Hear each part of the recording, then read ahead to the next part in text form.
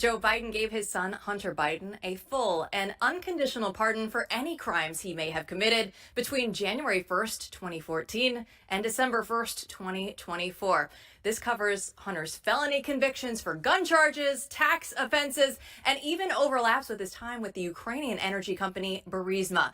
But we were told by White House Press Secretary Karine Jean-Pierre repeatedly that this wouldn't happen. Take a look.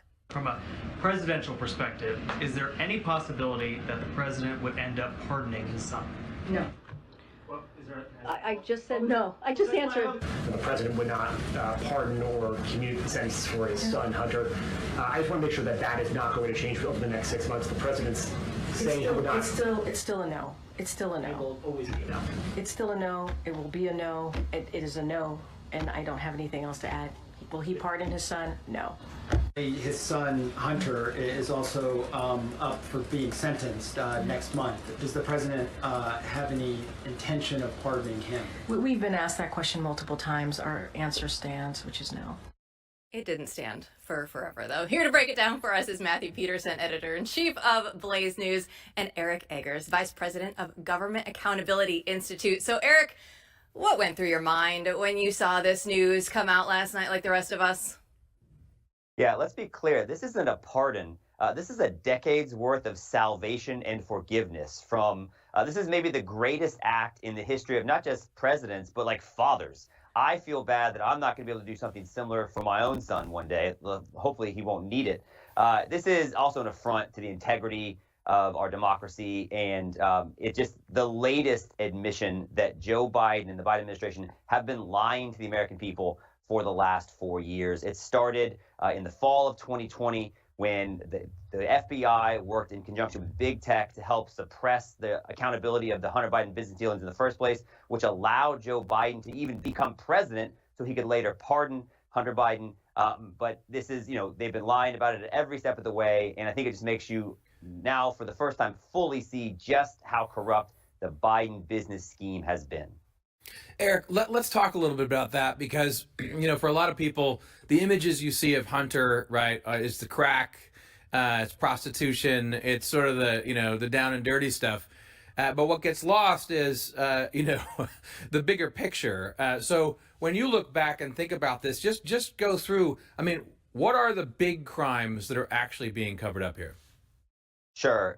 Well, the acronym is FARA, and it stands for Foreign Agent Registration Act. So let's talk about the timeline that Joe Biden begins this period of grace for his son. January 2014.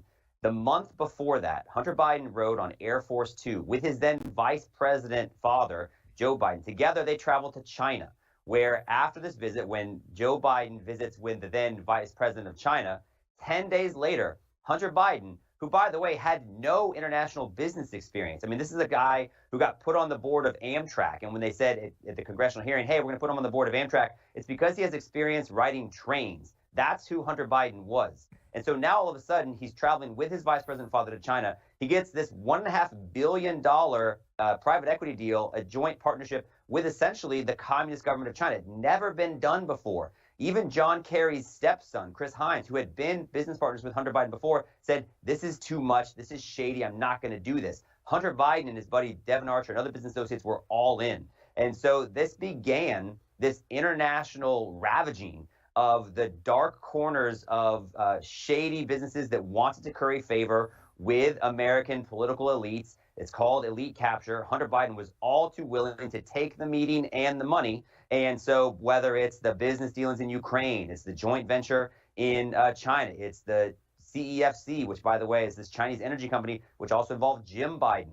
But more importantly, these are business deals that would have involved Joe Biden. So by creating this decade's worth of grace for Hunter, you now have, I think this is the closest Joe Biden has done to creating grace and space for himself, because these are business dealings in which Joe Biden wouldn't have just been adjacent, but we have emails and business records that show, Joe Biden was considered an employee of some of Hunter Biden's businesses when he wasn't the vice president. So I think by pardoning Hunter, Joe Biden essentially has pardoned himself. Yeah, we love 10% for the big guy. We can't forget that. And of course, Hunter Biden as the artist. I want everybody to know out there, I wonder what his artwork is going to be selling for now that he's not going to be right there at the seat of power with his father. But you did mention Jim Biden. How far do you think that Joe will go in pardoning his family? Is this something that we should also be on the lookout for as we approach January 20th? Yeah, there's a number of Biden relatives that have businesses that are connected to Joe Biden being in power. I mean, remember, Joe Biden holding political office is the Biden business model. So there's a son-in-law that started a healthcare startup while Joe Biden was vice president. There's other, cousins and relatives like that. But to be honest, if we're talking about who Joe Biden should be pardoning, in my opinion, he should be pardoning Joe Scarborough and Mika Brzezinski in the New York Times for lying to the American people for the last 4 years. I mean, this is the latest lie. Hey, I'm not going to pardon my son Hunter. These are the same people that told us that, oh, Joe Biden is cognitively fit as a fiddle. He's doing Sudoku puzzles and learning to speak Latin while at the age of, in his late 70s while he's running the country. So, I mean, we've been lied to at every step of the way. And there's a lot of people that were complicit in the cover-up, not just of Joe Biden's business dealings, but just the fact that he has been up to this for some time, and there should be some accountability. Yeah, Eric, let's talk about accountability because, does this effectively squash investigations in the future? Does it open up new possibilities? Some people are saying, well, now he can't plead the fifth. I have no idea whether or not that's actually true. But, I mean, what do you think is the path forward, and is there one for Republicans and others to take on? Well, Matt, it sounds like one of the things we have in common is that neither one of us are lawyers. But what I have been told is that it's possible that while he does have a federal pardon, he may still face state charges for some of these tax evasion claims, because when you file your federal taxes, you have state taxes as well. As you might recall, Steve Bannon potentially still faces prison time at the state level despite receiving a federal pardon. And yes, the fact that he can no longer incriminate himself because he's received a pardon for decades worth of essentially acting as a foreign agent without having to register. By the way, that's something he admitted in some of these emails. He said, guys, I think this might be a FARA problem. We should probably register. They never did. That's one of the reasons why I think the House Oversight Committee was putting together these financial records and matching them up with their travel records. So, I mean, that's something that he can no longer face federal charges for, but that should mean he cannot plead the fifth because he cannot incriminate himself. He's already had that charge taken off the table. So, but, I mean, what assurance do we have that he will then tell the truth if he does testify? They've lied at every step of the way. And so if there's forced to be testimony between now and January 20th, maybe Joe Biden will give him a pardon for perjury as well.